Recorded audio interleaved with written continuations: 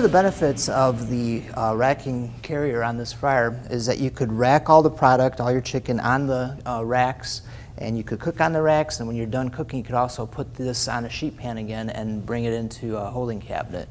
As you can see, 2 racks will fit on a standard size sheet pan, and when you bring the sheet pan over, what you can do is just slide it underneath the tab that's on the front of the fryer, and that will hold it in place. It gives you a nice countertop shelf to work with to load the racks into the carrier.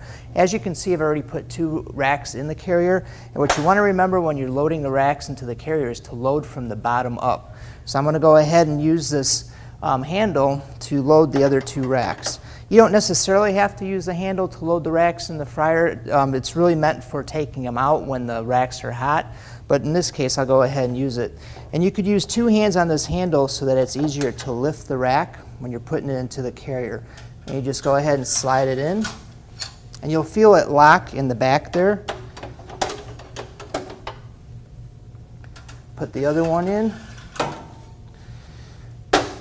Okay, and now what you want to make sure you do is we have an extra spot over that last rack of chicken, and you put a cover rack in, and this will keep the chicken from floating out when you're cooking.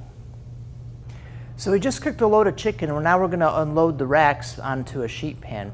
The thing to remember when you're unloading is to always unload from the top down so you don't tear the chicken. First you want to take off the cover rack. Good place to put it is right up here on top. Now when you're taking these racks out, what you want to do is you want to put a little bit of downward force, downward pressure on the handle, and this tips the back of the rack up, which unlocks the rack from the carrier. Otherwise, if you pull straight back, it's locked in, but if you put just a little bit of downward force, it'll come right out. And it happens pretty quick. It doesn't really raise up this much as you're pulling it out, so you probably won't see it.